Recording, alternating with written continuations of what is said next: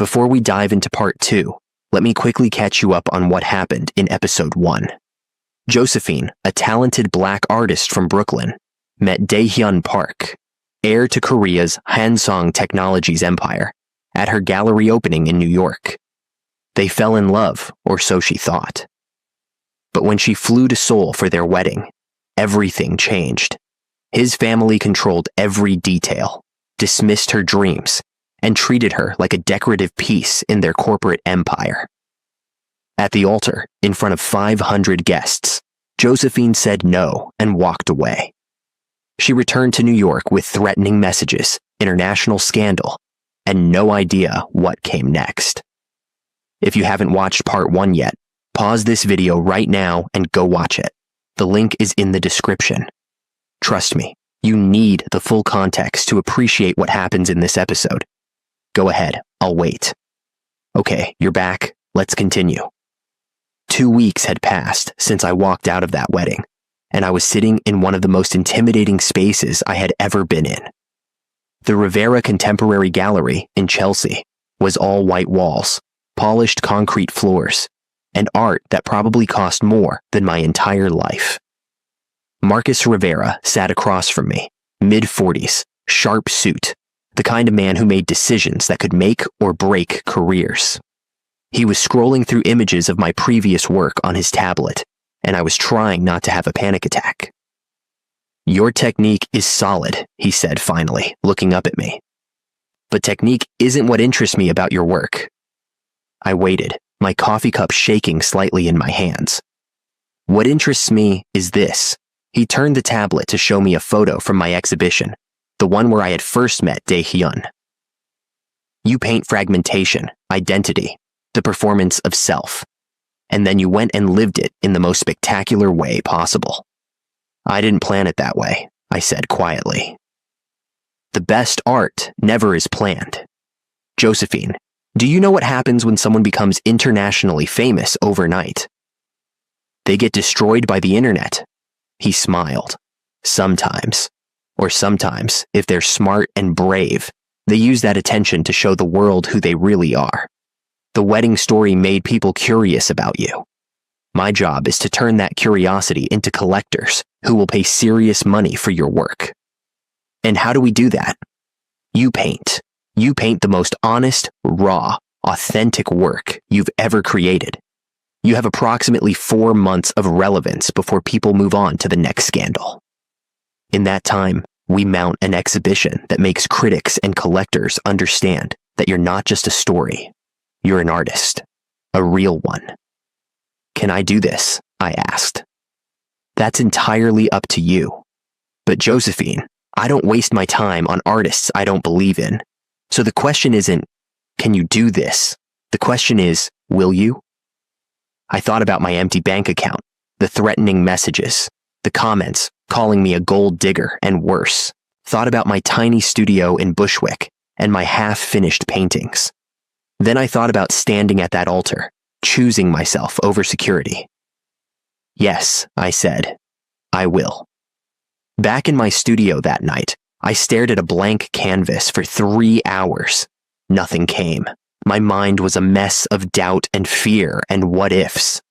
My phone kept buzzing with notifications. I had made the mistake of checking Twitter earlier, and the comments were brutal. "She fumbled a billionaire, LMO. Imagine being that stupid. He dodged a bullet. She did him a favor. Gold digger got cold feet when she realized she'd have to actually be a wife."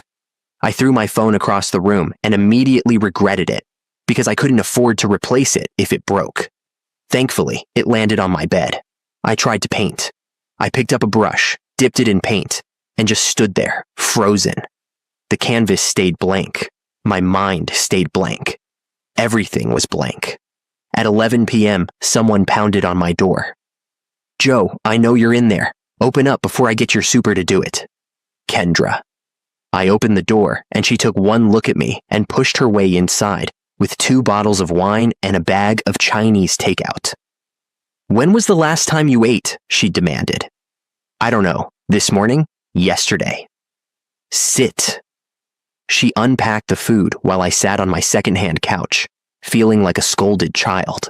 She handed me a container of lo mein and a fork. Eat, then talk.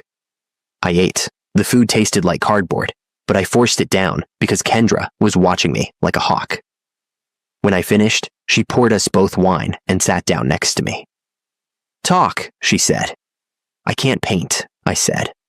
Marcus wants me to create this raw, authentic body of work, and I can't even make a single brush stroke. What if I made a mistake?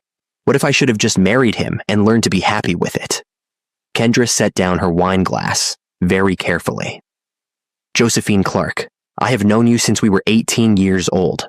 I have watched you work 3 jobs to pay for art supplies. I have seen you paint through breakups, through your grandmother's death, through every hard thing life has thrown at you. So I'm going to say this once, and I need you to really hear me. She grabbed my shoulders and looked me dead in the eye. You did not make a mistake. That man and his family were suffocating you. You were disappearing, Joe. Every time you called me from Seoul, you sounded less like yourself. So no, you do not get to sit here in your studio and doubt the bravest thing you've ever done. You walked away from a billionaire because you knew your soul was worth more than his money. That's not a mistake. That's power. I felt tears sliding down my face. Then why can't I paint? Because you're exhausted. You've been running on adrenaline and fear for months. Because your nervous system is still in survival mode.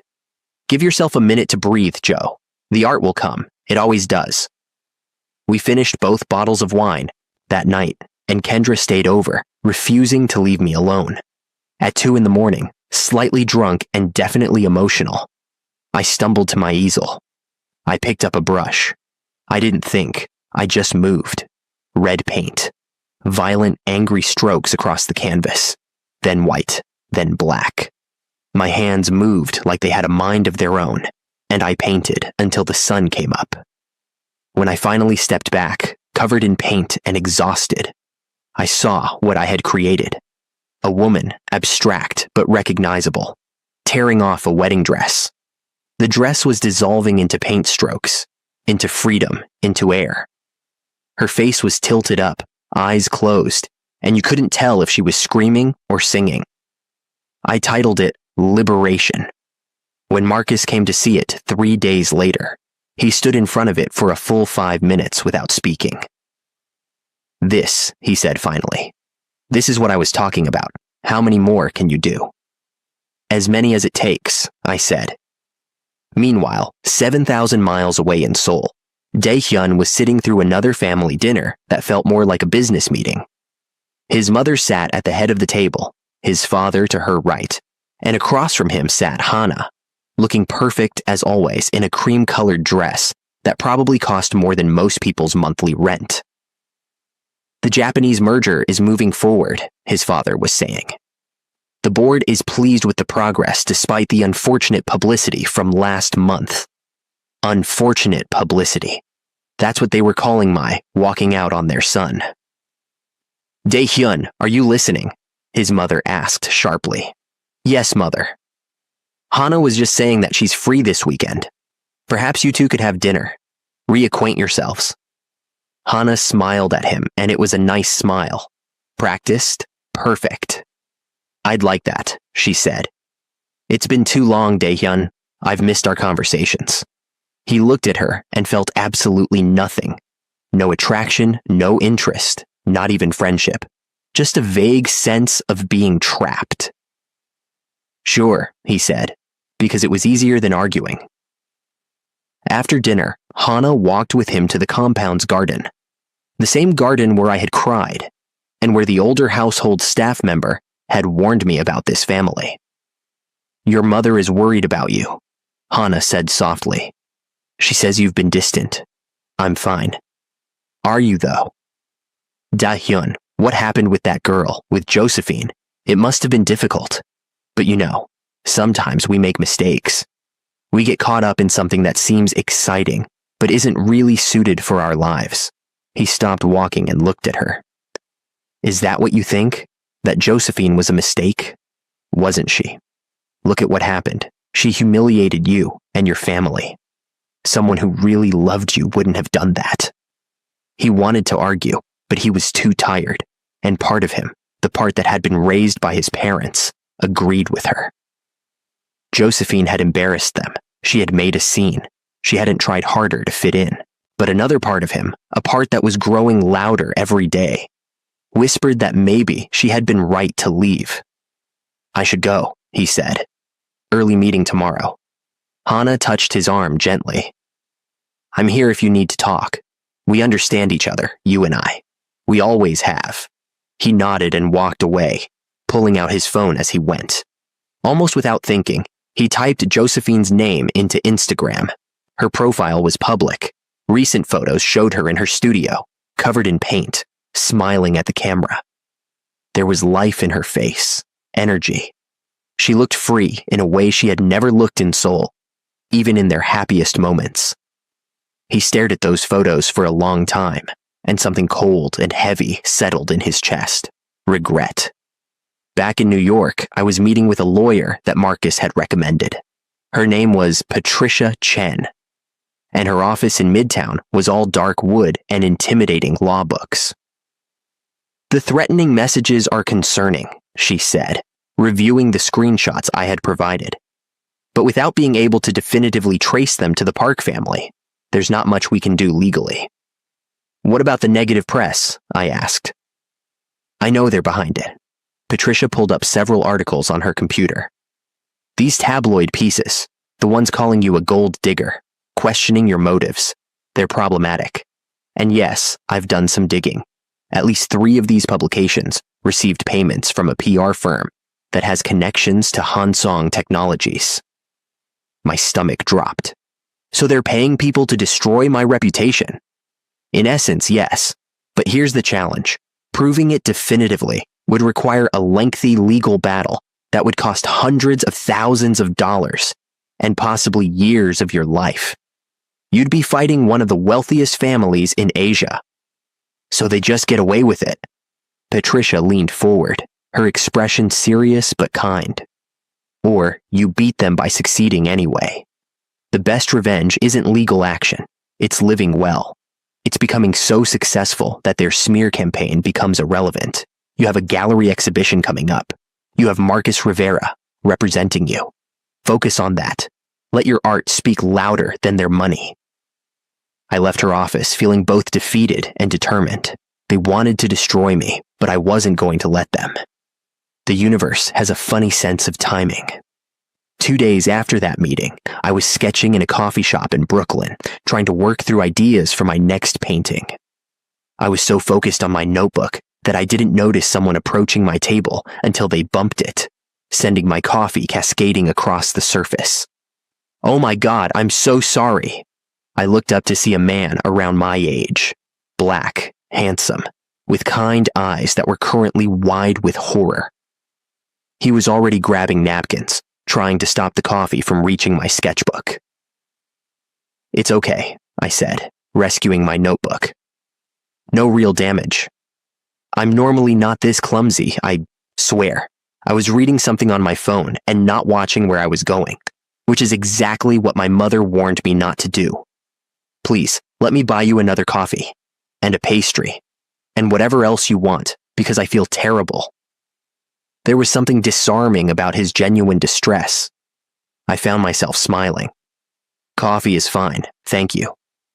He insisted on buying me the largest latte they had, and a chocolate croissant, and then, to my surprise, he asked if he could sit down. "I'm Julian," he said, extending his hand. "Julian Wright, coffee destroyer, and generally apologetic human being." "Josephine," I said, shaking his hand. "Josephine Clark, victim of coffee crimes." We both laughed, and it felt good. When was the last time I had genuinely laughed? "So what brings you to this specific coffee shop on this specific morning to spill coffee on innocent artists?" I asked. "Artists? So those sketches are actual art, not just doodles." "Actual art. Or attempting to be." His eyes lit up with genuine interest.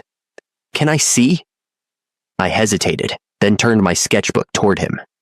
He studied the rough drawings, preliminary ideas for paintings, and I watched his face carefully for signs of polite disinterest. Instead, I saw concentration, real attention.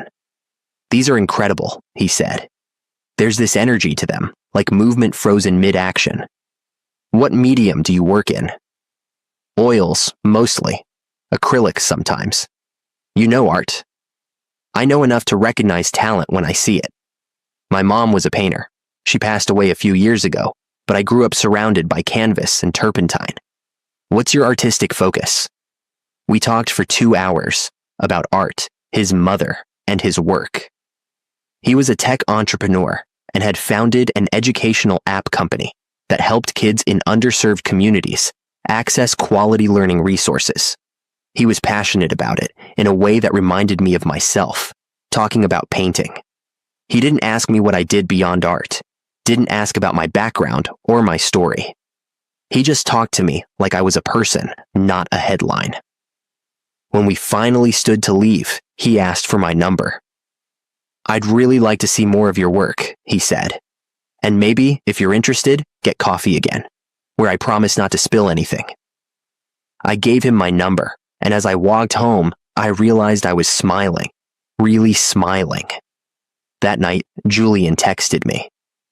So, I'm going to be honest with you. I looked up your art online because I'm impatient and curious, and I found some other stuff too, the wedding thing.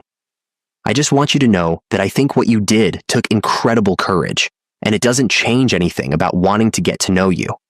If anything, it makes me want to know you more. Dinner this week? I stared at that text for a long time. He knew. He knew about the scandal, the headlines, everything. And he was still interested. I texted back. Yes, dinner sounds good. Our first date was at a small Ethiopian restaurant in Fort Greene. Julian showed up in jeans and a nice shirt, nothing pretentious, and he greeted me with a warm hug like we were old friends. Full disclosure, he said as we sat down. I'm probably going to embarrass myself trying to eat with injera because I always do, but I love this place too much to let that stop me. The evening was easy, in a way I hadn't experienced in so long. We talked about everything and nothing. He asked about my artistic process, what inspired me, what I was working on now. He listened when I talked, asked follow-up questions, remembered details.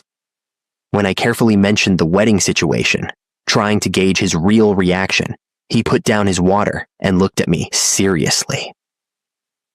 Can I tell you what I thought when I read about it?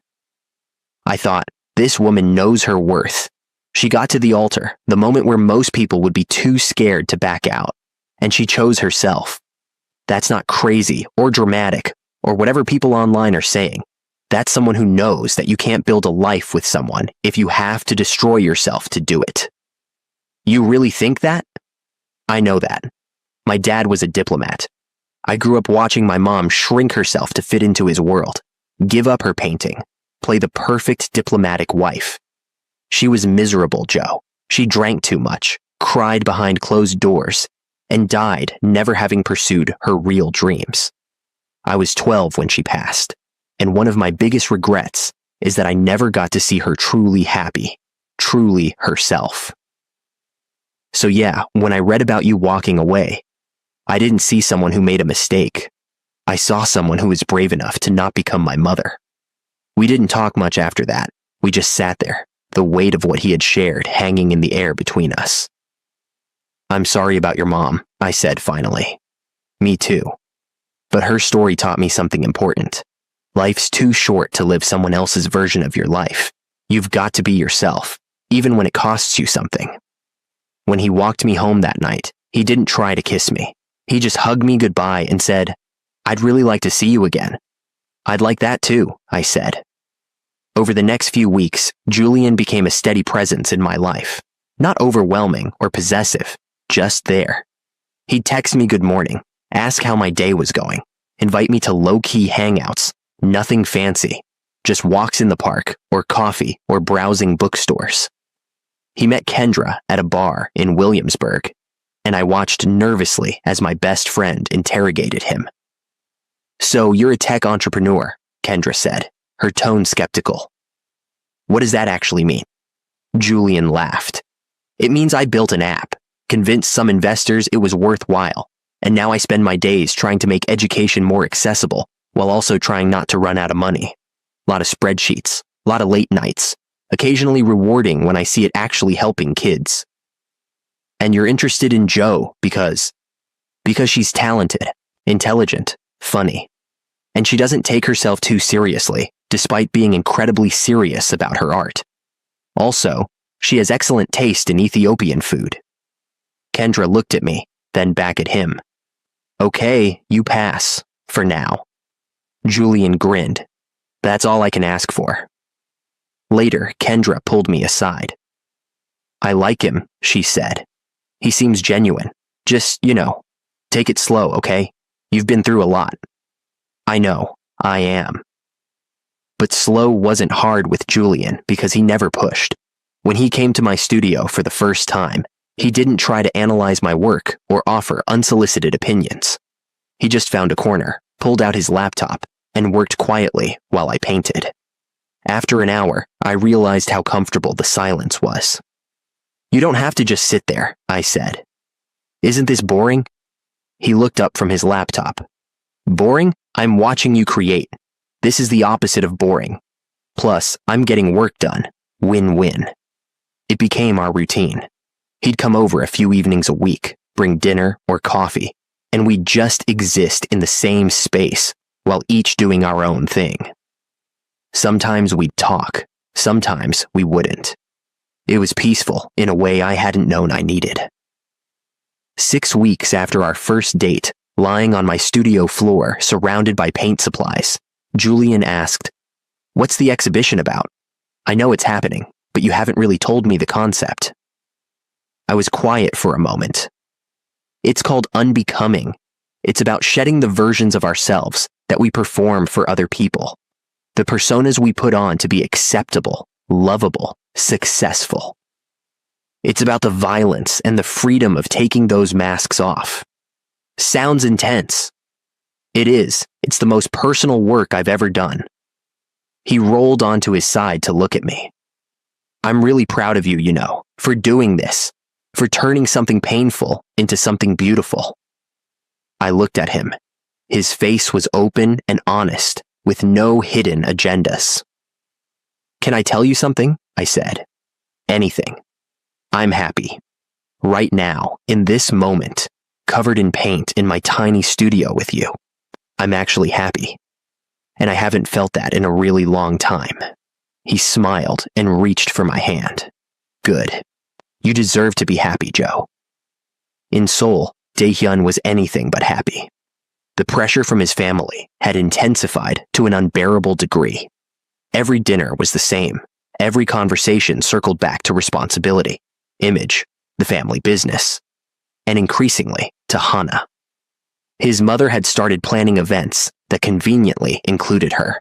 A charity gala where Hana was his predetermined +1. A family friend's wedding where they were seated together. Sunday dinners where she was always present. Hana played her part perfectly. She was attentive but not clingy, supportive but not demanding, always perfectly dressed and perfectly appropriate. She talked about art and culture and business with equal ease. She made his parents laugh. She fit.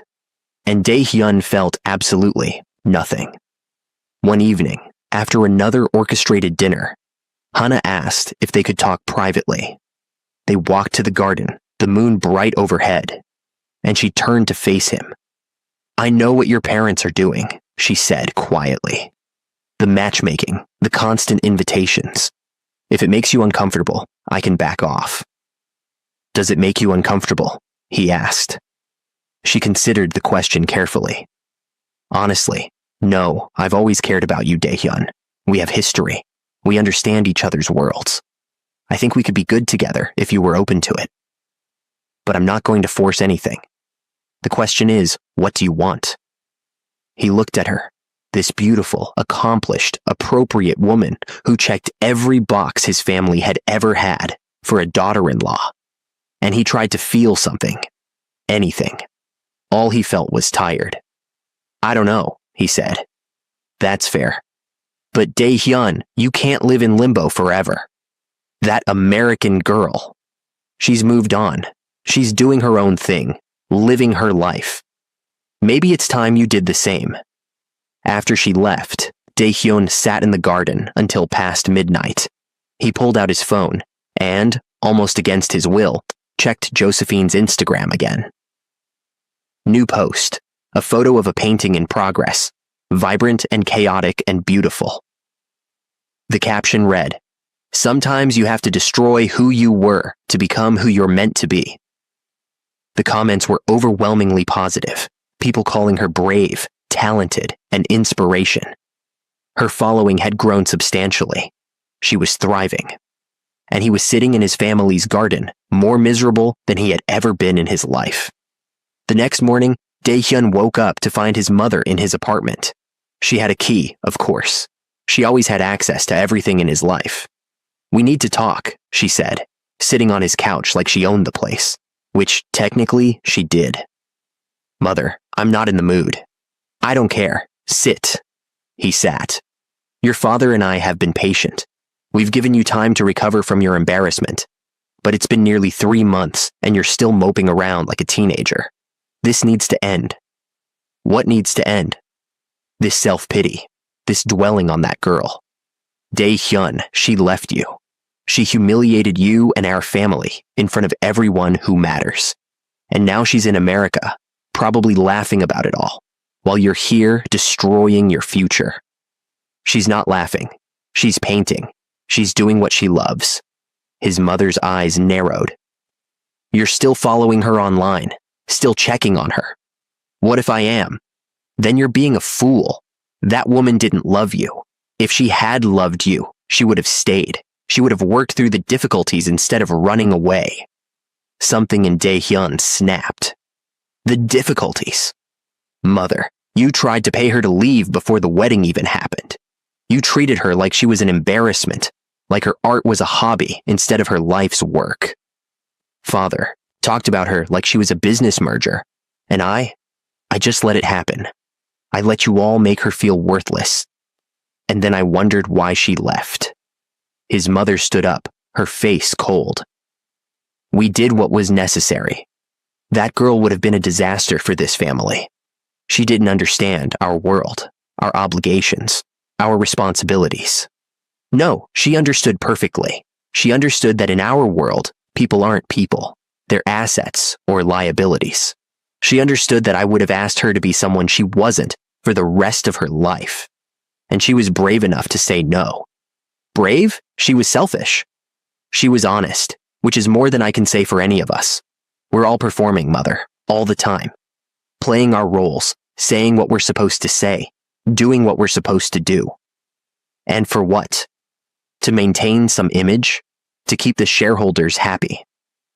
To maintain a legacy that has supported thousands of families for generations? To honor the work your grandfather and father put into building this company? To fulfill your responsibilities? What about my responsibility to myself? To be happy? To actually live instead of just existing?" His mother's expression softened slightly, and for just a moment, he saw something in her eyes. Sadness, maybe, or regret. Happiness is a luxury, Dae-hyun. Duty is forever.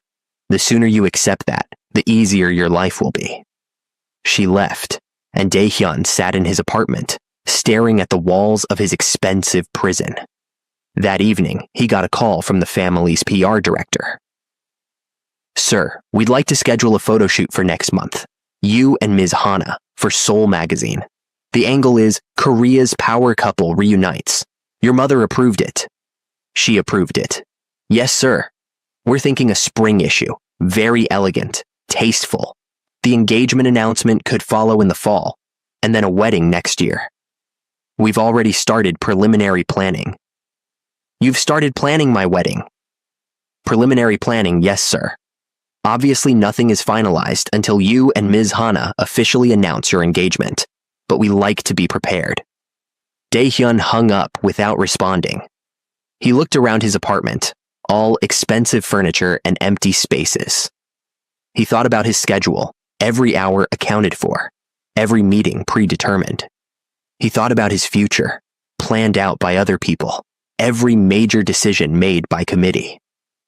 He thought about Josephine, walking down that aisle toward him, and the exact moment her eyes had changed, when she had realized she couldn't do it. He finally understood how she felt. Back in New York, my exhibition was 6 weeks away, and I was working harder than I ever had in my life. The studio Marcus had helped me rent was larger, better lit, and I was painting from morning until night, only stopping when Julian forced food into my hands. I had completed 8 pieces, and each one felt like I was peeling back a layer of my own skin. Liberation was joined by Invisible, a portrait of a woman gradually fading into wallpaper. Cage, which showed hands pressed against what might be glass or might be air. Awakening, a figure emerging from water or darkness. You couldn't quite tell which. Marcus came by weekly to check my progress, and each time he seemed more excited. "This is going to be significant," he said, standing in front of my latest piece. "Joe, I'm talking museum quality work here. You've taken your technical skill and combined it with real emotional depth. This is the kind of exhibition that launches major careers." "No pressure or anything," I said, but I was smiling. "All the pressure, but you can handle it." Julian was there when I had my first real breakdown. I was working on a piece about identity, trying to capture the feeling of being seen but not known, and nothing was working. I painted over it 3 times, and each version was worse than the last. Finally, at 2 a.m, I threw my brush across the studio and just started crying. Not delicate tears, but ugly, gasping sobs. Julian was off the couch immediately, pulling me into his arms. Hey, it's okay. You're okay. It's not working. Nothing's working. What if I can't do this? What if I built all this up and I can't deliver? Joe, look at me." He tilted my face up. "You've already delivered. 8 incredible paintings that are going to blow people's minds. This one piece doesn't have to be perfect tonight. Give yourself permission to struggle." "But the exhibition is 6 weeks away. That's plenty of time. And if this one piece doesn't work out, you have 8 others that are masterpieces. You're allowed to have a bad painting day." I laughed through my tears. "A bad painting day?" "Yeah, like a bad hair day, but with more turpentine." He made me tea, wrapped me in a blanket, and put on a movie. I fell asleep on his shoulder, and when I woke up in the morning, there was a note next to me. "Went to get breakfast. You're talented, you're brilliant, and you're going to be amazing. Also, you snore a little, which is adorable. Jade." I smiled, and for the first time in weeks, felt the pressure lift slightly. 2 weeks before the exhibition, everything came to a head in Seoul. Daehyun's parents called a family meeting, and when he arrived at the compound, he found not just his parents, but also his uncle, the company's CFO, and their head legal counsel. "Sit down, Daehyun," his father said. He sat, feeling like he was facing a tribunal. "We've made a decision," his mother began. "The photo shoot with Hana will take place next week. The engagement will be officially announced at the company gala in 3 weeks. The wedding will be next spring." Daehyun felt his blood run cold. "You've decided?" "Yes. This has gone on long enough. You need to move forward, and Hana is the appropriate choice. She comes from a good family, she understands our world, and she's willing to fulfill the role of your wife." "The role?" "Yes. This isn't a love match, Daehyun. This is about partnership, about building something that lasts. Love fades, compatibility, shared values, mutual respect. These things endure." "Like your marriage?" Daehyun asked, and his mother flinched. "Our marriage has lasted 40 years and produced you. I'd say that's successful." Successful. Not happy. Not fulfilling. Successful. His father leaned forward. "What exactly is your objection here? Hana is beautiful, intelligent, well-bred. She'll be an asset to you and to the company. What more could you want?" And there it was. The question they had never asked. What did he want? "I want to choose for myself," Daehyun said quietly. I want to make my own decisions about my own life.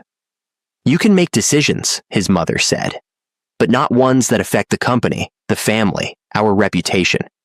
Your personal desires cannot take precedence over your responsibilities. Then I don't want the responsibilities. The room went silent. What did you just say? His father asked, his voice dangerous. Daehyun stood up, and for the first time in his life, he felt clear. I don't want the responsibilities. I don't want to be CEO of Hanseong. I don't want to marry Hana. I don't want any of this. You ungrateful, his father started. But Daehyun cut him off. Ungrateful? I've done everything you asked my entire life. Every school you chose, every major you selected, every job you assigned me. I've attended every tedious dinner, every pointless gala, every board meeting where I'm expected to sit quietly and agree with whatever you say. I've performed the role of dutiful son for 32 years, and I'm done. His mother stood up, her face pale. You don't mean this. You're upset about that girl, and you're lashing out. Don't call her that girl. Her name is Josephine, and yes, losing her is part of this, but it's not all of it. You want to know what she made me realize? That I've been living your life, not mine. That I've been so busy being who you needed me to be that I never figured out who I actually am. You are the heir to Hansong Technologies, his father said coldly. That is who you are. No, that's what you want me to be.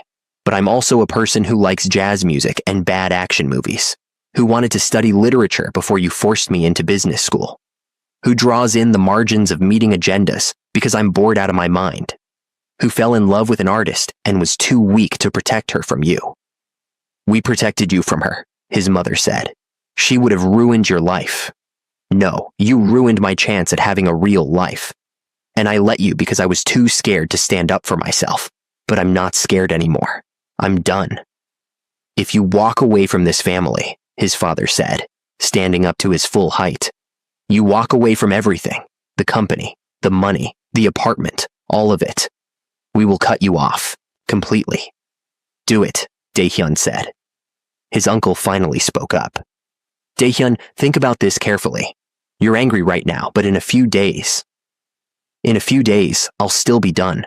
I'm leaving. I'm moving to Tokyo. I'm taking a job with a tech startup. A friend offered me years ago. And I'm going to figure out who I am without your money and your control and your endless expectations. He walked toward the door, and his mother's voice stopped him. If you leave now, you can never come back. He turned to look at her, and he saw her clearly for the first time. Not as his powerful mother, but as a woman who had made the same choice he was refusing to make, who had sacrificed herself for duty and was now bitter that he wouldn't do the same. I know, he said gently, and I'm sorry it has to be this way, but I'd rather be poor and free than rich and imprisoned. He walked out and he didn't look back. In New York, opening night had arrived. The gallery was transformed. Marcus and his team had hung my paintings with perfect lighting, each piece given space to breathe.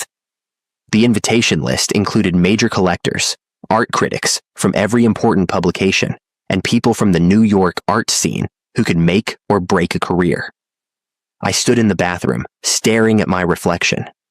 I wore a simple black dress, my natural hair in its curls, my grandmother's gold hoops. I looked like myself, which was both terrifying and exhilarating. You ready? Kendra asked, poking her head in.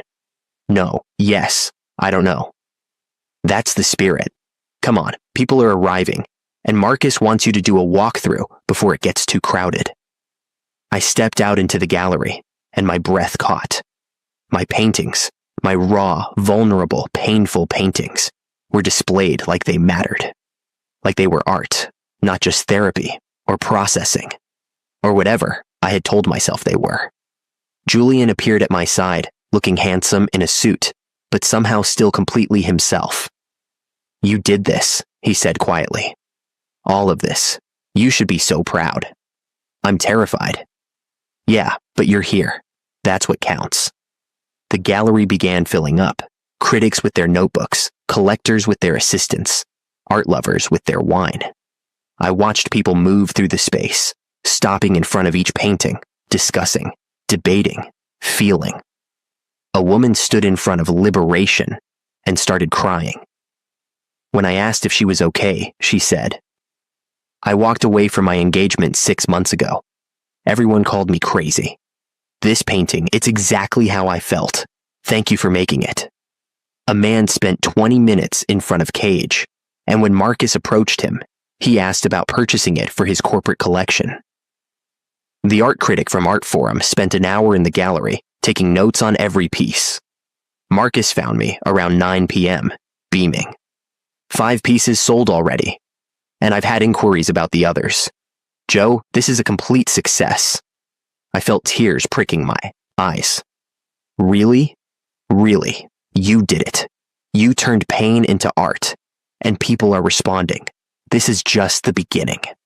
My mother arrived, and when she saw the paintings, she hugged me so tight I could barely breathe. Baby girl, I am so proud of you. Your grandmother would be losing her mind right now. Kendra was taking photos of everything, posting on social media, tagging everyone. The exhibition was trending on art Twitter. People were calling it bold, necessary, powerful. And then, around 10 p.m., I saw him. Dae-hyun stood at the entrance of the gallery, and my heart stopped. He looked different, thinner, tired, his expensive clothes somehow hanging on him wrong. He looked broken.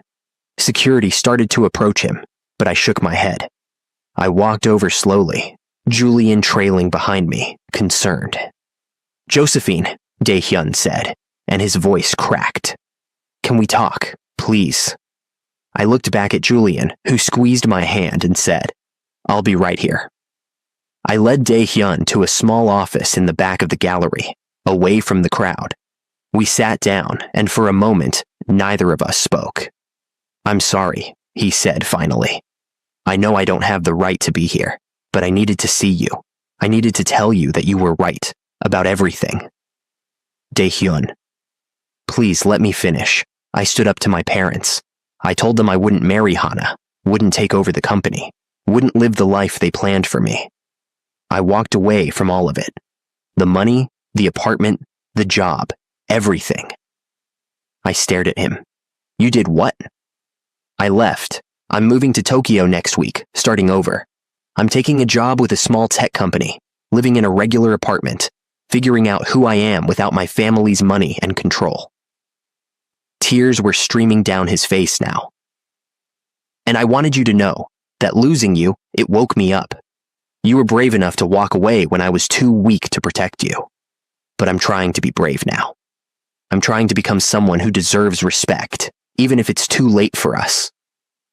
I felt something shift in my chest, not love, not longing, but something gentler. Understanding, maybe. Forgiveness. "I'm glad you're doing that," I said quietly. "I really am. You deserve to live your own life, Dae-hyun." "Do you think," he hesitated, "do you think we could ever try again? Not now, I know it's too soon, but someday. When I'm better, when I've figured myself out." I reached across and took his hand, and his eyes filled with hope. "I don't think so," I said gently. "What we had, it was real, but it was also us performing versions of ourselves for each other. You need to figure out who you are, and I'm still figuring out who I am. And honestly, I think we're better as separate people than we ever were together." The hope in his eyes died, replaced by resignation. "There's someone else," he said, not a question. "There's someone who sees me as I actually am. Someone who supports my art without trying to own it. Someone who shows up, consistently and quietly, and doesn't need me to be anything other than myself." Dae-hyun nodded slowly. "That's good. You deserve that. I'm sorry I couldn't be that person. I'm sorry too. But Dae-hyun, we were both doing the best we could with what we knew at the time. You're not a bad person. You were just trapped, and so was I. We both had to break free." He stood up, wiping his eyes. "Can I see the paintings before I go?" "Of course." We walked back into the gallery together, and I watched as he moved through the space, studying each piece. When he got to Liberation, he stood there for a long time. "This is how you felt," he said, "when you walked away." "Yes." "It's beautiful. Painful, but beautiful." He turned to me one last time. "Thank you for talking to me. And Josephine, for what it's worth, I'm proud of you.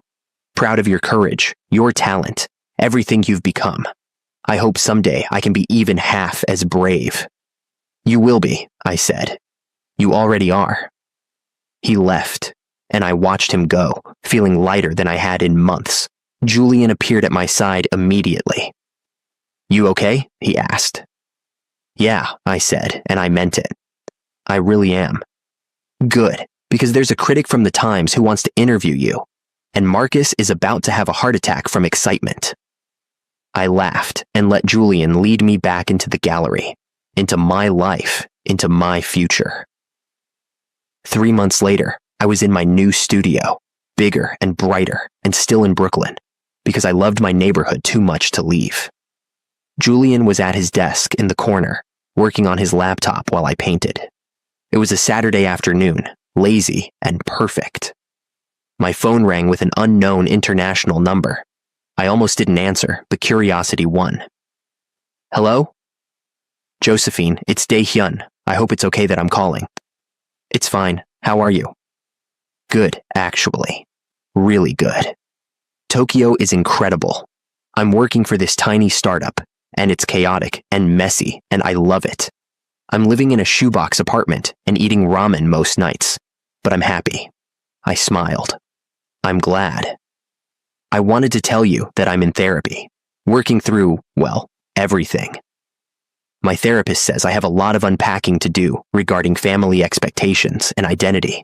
It's hard, but it's helping."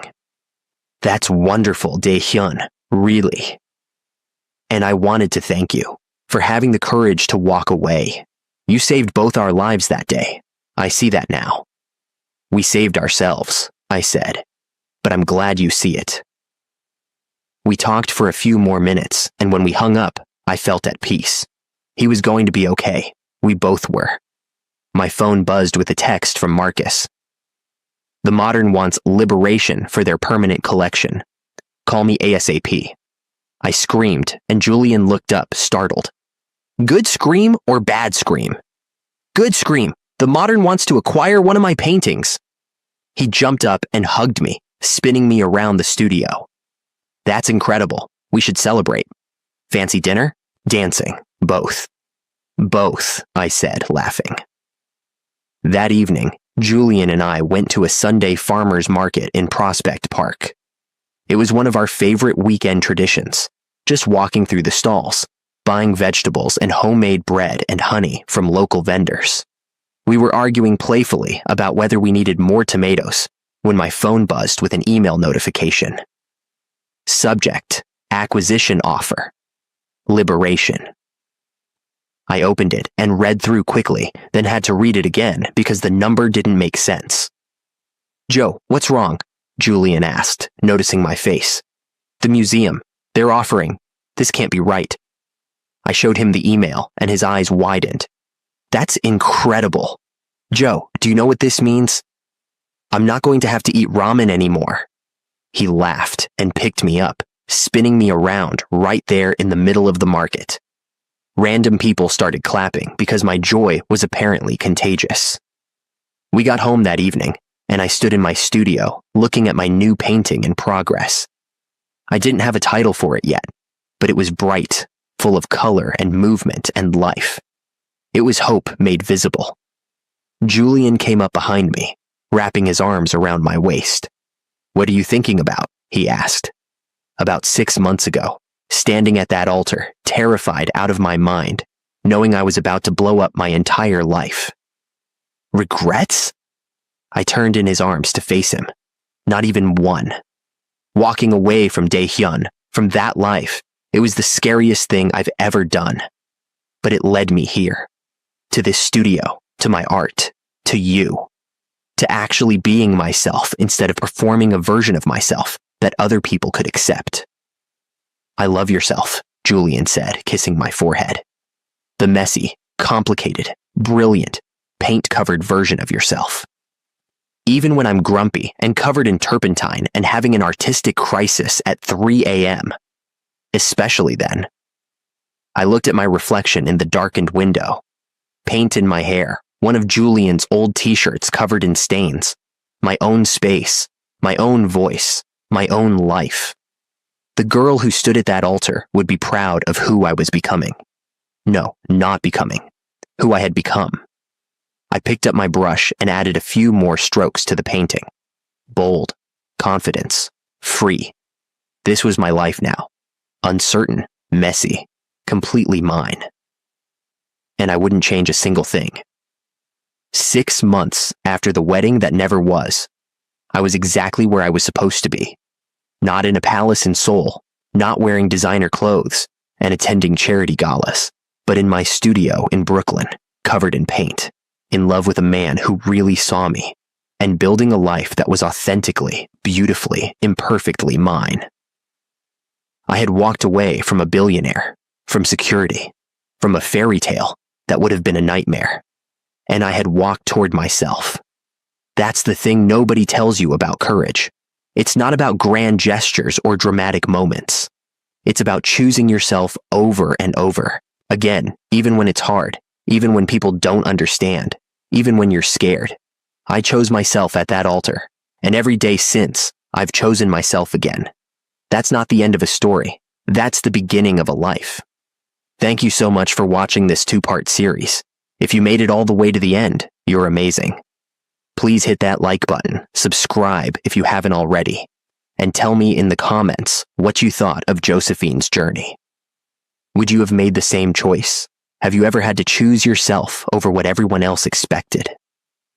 I love hearing your stories, and if you want more emotional, thought-provoking content like this, turn on those notifications because I've got more stories coming your way. Until next time, remember, you're worth more than anyone else's expectations. Choose yourself, always.